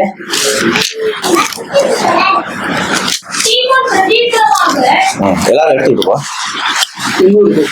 பக்கம் 90 வாசிங்க. மன்னித்து விட்டானோ அதிக அன்பா இருப்பார் என்று நினைக்கிறேன் என்றார். சரியாய் நிதானித்தா என்று சொன்னார். பேதுரு ஒரு கட்டத்துல ஆண்டவர்கிட்ட சொல்றாரு, நீங்கள் என்னை யார் என்று நினைக்கிறீர்கள்? அவன் சொல்றான், நீ ஜீவனுள்ள தேவன். உடனே இயேசு சொல்றாரு, இது உனக்கு மாம்சமும் ரத்தமும் இதை வெளிப்படுத்தல, பிதா உனக்கு இதை வெளிப்படுத்தினார். நீ சரியாய் நிதானித்தாய். இங்க பாருங்க, இந்த வசனம் சொல்லுகிறது, சீமோன் பேதுரு பிரதியுத்தரமாக, எவனுக்கு அதிகமாய் மன்னித்து விட்டானோ, எவன் ஒருவன் அதிகமாய் மன்னித்து விட்டானோ அவனே அவனே அன்பாயிருப்பான். அநேக அன்பா. இத பாருங்க, நல்லா கவனிங்க. நீங்க மன்னிப்பு வாங்குறத காட்டிலும் நீங்க மன்னிப்பு கொடுத்து பாருங்க, அவன் அன்பா இருக்கிறான்னு அர்த்தம். ஆமே, என்ன மன்னிச்சிருங்கன்னு வந்து சொல்றான் பாருங்க, என்ன மன்னிச்சிருங்க அப்படின்னு சொல்றாங்க பாருங்க, அவங்கள்ட்ட உண்மையான பூர்ணமான அன்பு இருக்கு. அவங்க இவெல்லாம் ஒரு ஆளு, நான் ஒரு ஆளு அப்படின்ட்டு அந்த பிரிஸ்டிஜ் ப்ராப்ளத்தை பார்த்துட்டு நீங்களும் நானும் போவோமானால், நமக்குள்ளே அந்த மன்னிப்பின் காரியம் இருக்குமானால், எவ்வளவு உயர்ந்த ஸ்தானத்துல இருந்தாலும் வந்து நான் பேசின வார்த்தை தப்பு கிடையாது, என்ன மன்னிச்சிருங்க. ஒருவேளை நான் ஏதாவது தவறா பேசியிருந்தா என்ன பண்ணுவேன், மன்னிச்சு. ஊழியக்காரனா இருக்கிறேன்னா அவங்கள்ட்ட வந்து மன்னிப்பு கேட்கறதுனால தப்பு கிடையாது. நீங்க எவ்வளவு வயசு முதிர்ந்தவங்களா இருந்தாலும் வயசு குறைவானவங்கள்ட்ட போய் அப்படி உன்னை தப்பா பேசிட்டப்பா மன்னிச்சுருப்பா அப்படின்னு சொன்னா உங்கள்கிட்ட அது பூரண அன்பு இருக்குன்னு அர்த்தம். அல்லேலூயா. ஃபாதர் பெர்க்மன் சொல்லுவாரு, அடிக்கடி சொல்லுவாரு, ஊழியக்காரன் நீங்க, நான் என்னைய சொல்றேன், நீங்க ஒவ்வொருத்தருக்கும் நீங்க மட்டும் தகப்பனா மட்டும் இருந்துருங்க, தகப்பனா மட்டும் இருந்துருங்க. அல்லேலூயா. கெட்டு போன சகோதரன் மீண்டு வந்தாலும் தகப்பன் ஓடி போய் கட்டி அணைத்துக் கொள்ளுவான். மூத்தவன் சொல்றான், என் வீட்டுல எனக்கு நீ இங்கதான்டா இருக்கிற, இங்க உள்ளதெல்லாம் உனக்குரியதடா. அவனும் எல்லாத்தையும் இழந்து வந்திருக்கிறான்டா, அவனுக்காக தான் அந்த கரிசோறு, விருந்து, மோதிரம், சட்டை எல்லாமே சொல்றான். அவன் எப்படி சொல்றான், எல்லாத்தையும் விட்டுட்டான், எல்லாத்தையும் இழந்து போயிட்டான், இழந்து போய் வந்திருக்கிறான். அவனுக்காக தான் நான் எல்லாத்தையும் கொடுக்கிறேன்னு சொல்றான். அந்த நிதானம் இருக்கு பாத்தீங்களா, நிதானிக்கிறது, அது சரியா நிதானிக்கணும். ஆவிக்குரிய பிள்ளைகள் நீங்களும் நானும் டிசிஷன் எடுக்கிறதுல ரொம்ப முக்கியம், முடிவு எடுக்கிறதுல ரொம்ப முக்கியம். அந்த இருக்கு பாருங்க, அது வந்து நம்ம சரியா நிதானிக்கணும். அதான் சொல்றாரு பாருங்க, மன்னித்து விட்டான். இப்படி இருக்க அவர்களில் எவன் அவனிடத்தில் அதிக அன்பாய் இருப்பான்? எவன் அதிக அன்பா இருப்பான்? மன்னிப்பு வாங்கினவன் அன்பா இருப்பானா? மன்னிப்பு கொடுத்தவன் அன்பா இருப்பானா? மன்னிப்பு கொடுத்தவன் தான் அதிகமான அன்பா இருப்பான். இந்த ஆவிக்குரிய நிலைமைய நம்ம நிதானிக்கணும். பரவாயில்ல, நம்மை தேடி வந்து இத்தனை கிலோமீட்டர் ஆனாலும் இவ்வளவு பணங்களை செலவு பண்ணி மன்னிச்சுக்கன்னு சொல்றான் பாரு. ஒரு முறை ஹாஸ்டல்ல படிக்கும் பொழுது, நான் விடுதலை படிக்கும் பொழுது, என்னுடைய நண்பர் ஒருவர் பஸ்ல டிக்கெட் எடுக்கும் போது என்ன பண்ணிட்டாரு, டிக்கெட் எடுக்காம ஏமாத்திட்டாப்ல. அப்போ 2 ரூபா டிக்கெட், தரங்கம்பாடிக்கும் பொறையாருக்கும் 2 ரூபா டிக்கெட். அப்ப அவனுக்கு தெரியல. அப்ப யூத் மீட்டிங் நடக்கும், அதுல அவன் மனம் திரும்பிட்டான். திடீர்னு என்ன பண்ணிட்டான், மனம் திரும்பின உடனே அந்த கண்டக்டர் எங்க இருக்கிறான்னு தேடி கண்டுபிடிச்சு போய் அந்த 2 ரூபாயை அவன்கிட்ட கொடுத்துட்டு வந்தான். அவன் சொன்ன சாட்சி, இன்னைக்கு ரட்சிக்கப்பட்டு நல்லா இருக்கிற ஆண்டவருடைய காரியத்துல. 2 ரூபா தானே, 10 ரூபா தானே, 1000 ரூபா தானே, இப்ப எல்லாம் லட்சங்கள். அவன் கொள்ளையடிக்கிறான், என்னமோ பண்றான். நோ, ஆண்டோடைய பிள்ளைகள் நம்ம அப்படி இருக்க. அப்பன்னா அவன் ஆண்டோடைய பிள்ளையே இல்ல, அவன் ஆவிக்குரியவனே இல்ல, அவனுக்குள்ள இயேசு இல்ல. ஆமென். அவன் செய்யாததே நான் செய்யறேன், உலகம் செய்யாத நான் செய்யறேன் அப்படி நம்ம இருக்கவே கூடாது. அத்தோடு அது ஒண்ணா நம்ம இருக்கவே கூடாது. எல்லாவற்றையும் நம்மை பரிசோதித்து பார்த்து நம்மை நிதானிக்கிறவர்களாய், நாம் பிறரை மன்னிக்கிறவர்களாய் இருக்கும் பொழுது நிச்சயம் நம்ம சரியாய் நம்மை நிதானிக்கிறவர்களாய் இருப்போம். ஆவிக்குரிய பிள்ளைகள் நீங்கள் எல்லாரும் அந்த விஷயத்துல நாமளை சரிப்படுத்திக் கொண்டால், அதனாலதான் வசனம் பவுல் தன்னுடைய நிருபத்துல சொல்றாரு, கனம் பண்ணுவதிலே முந்திக் கொள்ளுங்கள். என்ன சொல்றாரு, கனம் பண்ணுவதில முந்திக் கொள்ளுங்கள். அவங்க எனக்கு சோத்திரம் சொல்லுவாங்களா அப்படின்னு நம்ம நினைச்சுக்கிட்டே இருக்கிற காட்டி டக்குனு கைதுக்கு என்ன பண்ணிடணும், முந்திரணும். சோத்திரம் சின்ன பிள்ளைங்க பெரியவங்க அதெல்லாம் பார்க்கவே கூடாது. இந்த மாதிரி ஜெரின் மாதிரி நான் சின்ன குழந்தையா இருக்கும்போது எங்க பாஸ்டர், எங்க ஐயா சொல்லுவாங்க, ஐசக்க நீங்க வாங்க போங்கன்னு தான் சொல்லுவேன். ஏன்னா அவர் எதிர்காலத்துல ஊழியக்காரனா வர போறாரு. எப்ப சின்ன வயசுல, ஆனா வாலிப நாட்கள்ல என்னுடைய வாழ்க்கை பின்மாற்றம் அப்படிலாம் போனிச்சு சொல்லுவாரு. நீங்க இருக்கிற சபையில 1000 பேர் சொல்லுவாங்க, நீங்க ஐசக்க நான் வாடா போடான்னு சொல்ல மாட்டேன், நீங்க வாங்க போங்கன்னு சொல்லணும். ஏன்னா அவர் ஒரு காலத்துல ஊழியக்காரா வந்துருவாரு. அன்னைக்கு நான் சின்ன வயசுல இருக்கும்போது என் காதுல துணித்த அந்த வார்த்தை இன்றைக்கு எனக்கு ஞாபகத்துல இருக்கிறது. இன்னைக்கு ஞாபகத்துல இருக்கு. கணம் பண்றது, வயசானவங்க அவங்க என்னைய கணம் பண்ணுவாங்க. சின்ன பையனா இருக்குன்னு வாடா போடான்னு அசாட்டெல்லாம் பேச மாட்டாங்க, கணம் பண்ணுவாங்க. இது முந்தி கொள்ளணும். நமக்காம வயசுல சின்னவங்களா இருக்காங்க, பெரியவங்களா இருக்கிறாங்க, குறைவா இருக்கிறாங்க, அற்பமா, இதெல்லாம் ஆண்டோட பிள்ளைகளுடைய வாழ்க்கையில இருக்கவே கூடாது. நீங்க முஸ்லீமை போய் பாருங்க, யாரை பார்த்தாலும் கட்டி பிடிச்சிருவான், அஸ்ஸலாமு அலைக்கும்ன்றவான். அவன் பாத்திருக்கீங்களா? யார பார்த்தாலும் அவங்கிட்ட இருக்கிற அந்த ஒழுக்கத்துல அந்த ஒண்ணு கட்டி பிடிச்சிருவான். அஸ்ஸலாமு அலைக்கும்ன்றான். யார பார்த்தாலும் இங்க பார்த்தாலும் அஸ்ஸலாமு அலைக்கும்ன்றான். அவன் தாடிகாரனை பார்த்துட்டான், அங்கேயே போட்டிருந்தான்னு வச்சுக்கலாம், தொப்பியை போட்டிருந்தானா, அவன் பிளைட்ல இருந்தாலும் சரிதான், ட்ரெயின்ல இருந்தாலும் சரிதான், எங்க இருந்தாலும் அஸ்ஸலாமு அலைக்கும் இருப்பான். நம்ம ஆண்டோடைய பிள்ளைகள் யாராவது எங்கேயாவது கண்டுபிடிக்க முடியுதா? கண்டுபிடிக்க முடியுமா? முடியவே முடியாது. எதுக்கு நான் இதெல்லாம் சொல்ல வர்றேன்?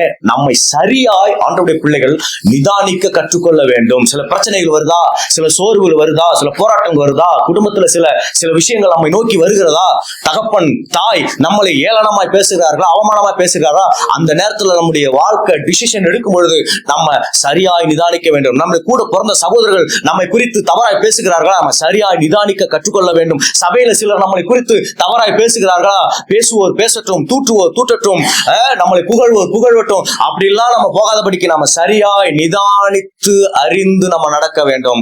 சமயத்துக்கு ஏற்ற வசனம் சொல்லுகிறது. நான் காலையில கூட படிச்சேன், எபேசியர்லயோ இதுலயே படிச்சேன் நினைக்கிறேன். சமயத்துக்கு ஏற்ற வார்த்தை பேசணும். அப்படின்னா என்ன அர்த்தம்?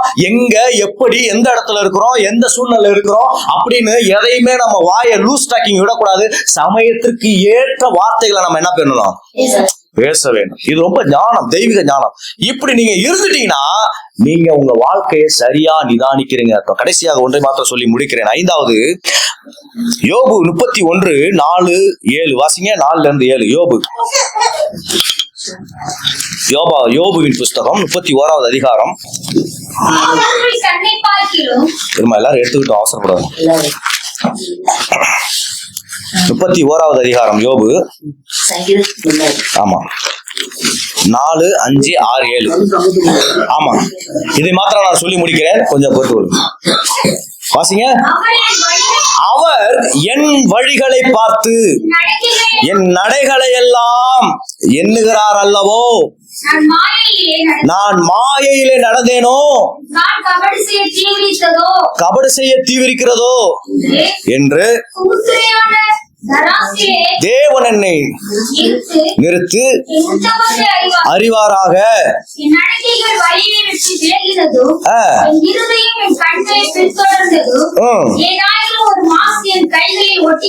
உண்டானாள். போதும். இங்க தன்னுடைய நண்பன் எலிப்பாசு இவனை குறித்து கேவலமா பேசுறான். நீ எதுக்குடா உயிரோட இருக்கிற, நீ எதுக்குடா ஜீவனோட இருக்கிற, நீ இப்படி சுரிஞ்சுக்கிட்டு அரிச்சுக்கிட்டு உன் பொண்டாட்டி இல்ல, உன் பிள்ளைங்க இல்ல, எல்லாம் செத்து போச்சு, நீ எதுக்கு வாழ்ந்துகிட்டு இருக்கிற?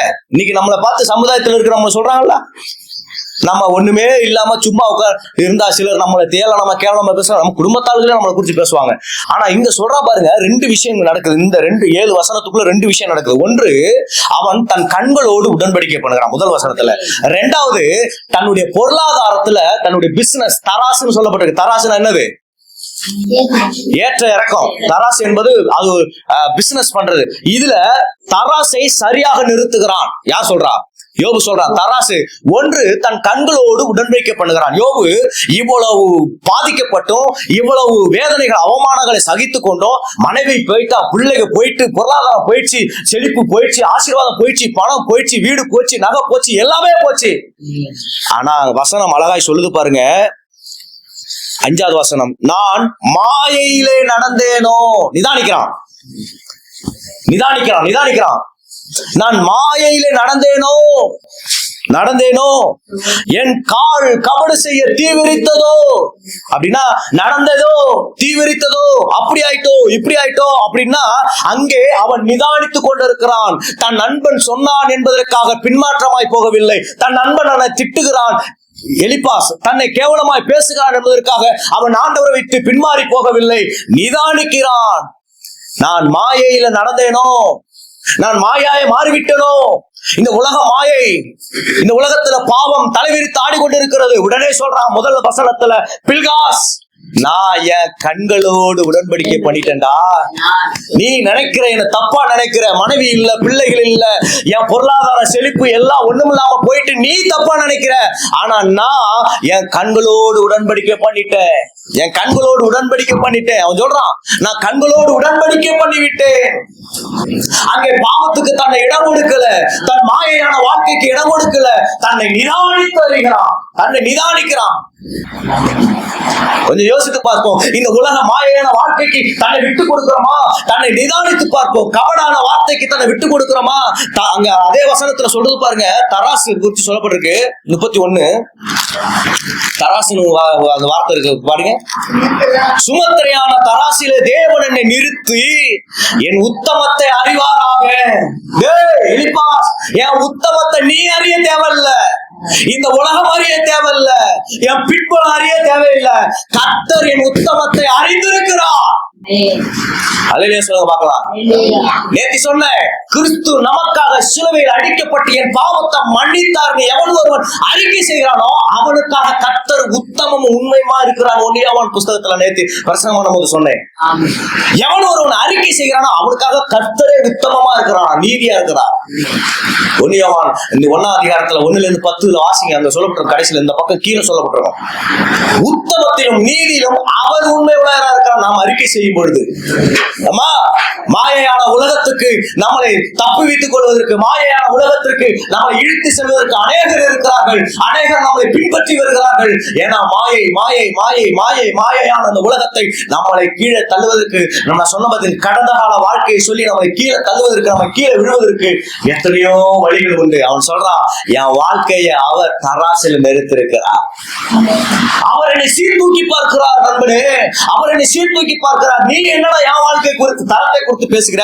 எனக்கும் தேவனுக்கும் இருக்கிற அந்த உறவில என் தேவன் எனக்கு அவர் உண்மையா இருக்கிறார், நான் அவருக்கு உண்மையா இருக்கிறேன். பிசினஸ், பொருளாதாரம், இதை பொருளாதாரத்துக்கு பேசும்போது பேசலாம். தராசு என்பது அது நிறுத்தப்பட்ட, சமமாய் நிறுத்தப்பட்ட. இன்னைக்கு எந்த ஊர்ல எந்த டீ இனி எந்த வணிக கடைக்கு போங்க தராசு கரெக்டா பாருங்க. கம்ப்யூட்டர் இதுல கூட என்ன பண்றான், ஏமாத்திடுறான். நீங்க பெட்ரோல் பங்குக்கு போங்க, பெட்ரோல் பங்கு ஏமாத்திடுறான், தராசு சரியா இல்ல. ஆனா ஆண்டோடைய பிள்ளைகளா இருக்கிற நீங்களும் நானும் தராசு சரியா இருக்க வேண்டும்.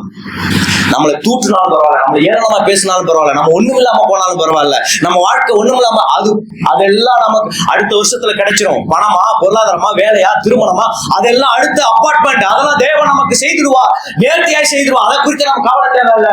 ஆனா நம்முடைய வாழ்க்கை ஒரு நாளும் பின்மாற்றமாய் போய்விடவே கூடாது. யோபு இழந்ததை விட நம்ம இழந்தோம். சொல்லுங்க, ஏங்க கட்டின பொண்டாட்டியை தூசித்து ஜீவனம் விடுறான்னு சொல்றா. வாழ்விலும் தாழ்விலும் இன்பத்திலும் துன்பத்திலும் அவ சொன்ன வார்த்தை விட இவன் உயிரோட இருக்கணும். நிறைய பேர் சொல்றான், அவ என்னை விட்டு போயிட்டா, நான் இந்த உலகத்துல இருக்க தேவையில்ல. அவமானத்துல நிறைய பேர் தூக்கு மாட்டிட்டு செத்துறான், மருந்து குடிச்சு செத்துறான். பொண்டாட்டி சரியில்லைன்னா வாழ்க்கை, குடும்பமே நாசமா போயிடுது. நிறைய குடும்பத்தை பார்த்திருக்கீங்களா? தன் மனைவி சரியில்லைன்னா, வாழ்க்கை சரியில்லைன்னா, குடும்பம் சரியில்லைன்னா அவருடைய வாழ்க்கையே வீணாய் போய்விடுகிறது. நான் மாயையான காரியத்துல ஏதாவது நடந்தேனா யோசித்து பார்க்கணும், நிதானிக்கிறோம். எப்ப தெரியுமா நிதானிக்கணும்? எப்ப தெரியுமா நிதானிக்கணும்?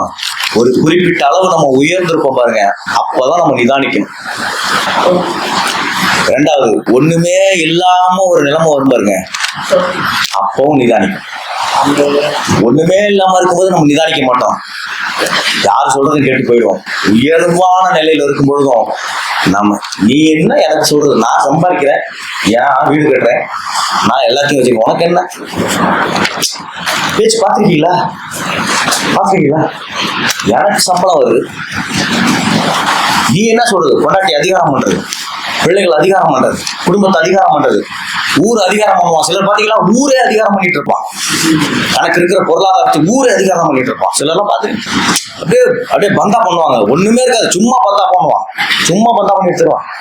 எல்லாவற்றையும் நாம் நிதானித்து அறிய வேண்டும்.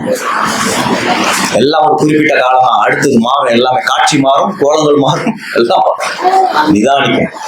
இருக்கும்போது ஒரு ஆட்டம், இல்லாத போது ஒரு ஆட்டம் நமக்கு வேண்டாம். ஆவிக்குரிய பிள்ளைகளே, நம்மை நாமே நிதானித்து அறிந்தார் நாம் நியாயத்திற்கு வருஷத்தின் இறுதியில வந்திருக்கோம். நம்ம நிதானிச்சு பார்ப்போம், ஆண்டோடைய சமூகத்தை நம்ம ஒப்பு கொடுப்போம். கண்களுக்குரிய ஆண்டோட சமூகத்தை நம்ம படிப்போம். இவைகள் எல்லாம் நாம் நிதானிக்க வேண்டாம். தேவனை துக்கப்படுத்தி இருக்கிறேன், ஆரம்பத்தில் இருந்த தாழ்மை, கீழ்ப்படுதல் என் வாழ்க்கையில் இருந்திருக்குதா? நம்மை நோக்கி வந்த வார்த்தைகளுக்கு நம்ம செவி கொடுத்திருக்கிறோமா? சரியாக நிதானிக்கிறேனா? மாயையை நிதானிக்கிறான். காரியங்களை மட்டும் நம்ம சரியா நிதானிச்சோம்னா நிச்சயம் நான் சொல்ற தீர்க்கதரிசனமா இந்த 2025 வருஷம் நமக்கு ஒரு பிளஸிங் இருக்க போகுது, நமக்கு ஒரு ஆசீர்வாதமா இருக்கிறது. ஒரு எத்தனை பேர் விசுவாசிக்கிறீங்க? ஆமென் சொல்லுங்க. ஹல்லேலூயா. நமக்கு இந்த வருஷம் போனது போகட்டும், ஆனது ஆகட்டும், எல்லாம் கடந்து போகட்டும். ஒரு புதிய வருஷத்துல தேவன் நம்முடைய வாழ்க்கையில ஒரு புதியவைகளை செய்ய போகிறார். நம்ம நிதானித்து பார்ப்போம், கொஞ்சம் ஒப்பு கொடுப்போம். ஆண்டவர் சமூகத்துல ஒப்பு கொடுப்போமா? ஹல்லேலூயா. இஸ்ரவேலின் ராஜாவே, என் தேவனாம் கர்த்தரே, நான் உம்மை வாழ்த்துகிறேன், நன்மைகள் நினைக்கிறேன். இந்த வருஷத்துல நன்மைகளை நினைச்சு பார்ப்போம். ஆண்டவர் சமூகத்துல நம்ம எப்போ விட வேண்டிய ஆளு, நம்ம எப்பயோ கீழே தள்ள வேண்டிய ஆளு. இந்த உலகம் நம்மளை எப்பயோ எங்கேயோ நம்மளை கீழே விடணும், தள்ளணும் எதிர்பார்த்து கொண்டு இருக்கிற நாட்கள்ல நன்மைகளை மாத்திரம் நினைச்ச ஆண்டவருக்கு நன்றி சொல்லுவோமா? இஸ்ரவேலின் ராஜாவே, என் தேவனாம் கர்த்தரே, நான் உம்மை வாழ்த்துகிறேன், நன்மைகள் நினைக்கிறேன். இயேசுவே, இயேசுவே, சொல்லுமா? இயேசுவே, இயேசுவே, நன்றி நன்றி ராஜா, அளவில்லா அன்பிற்காக. நீங்க எங்க வச்ச அன்புக்கு நன்றி ஆண்டவரே. நன்றி நன்றி ராஜா, அளவில்லா அன்பிற்காக. திருக்கரம் என்னை தாங்கி கடு பிரச்சனைகளிலும் முன்னேறி செல்வதற்கு இந்த நாள்ல கர்த்தர் நமக்கு பலத்தை தரப்போகிறார். பலத்தை நீ தந்ததற்காய் சொல்லுங்க. எதிர்க்கிறவர் முன்னேறும், தள்ளினவர் மத்தியில் பந்தியாயத்தப்படுத்தி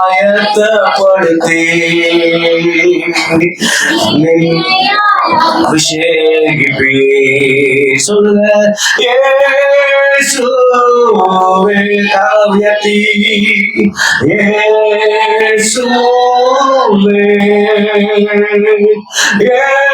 இயேசுவே,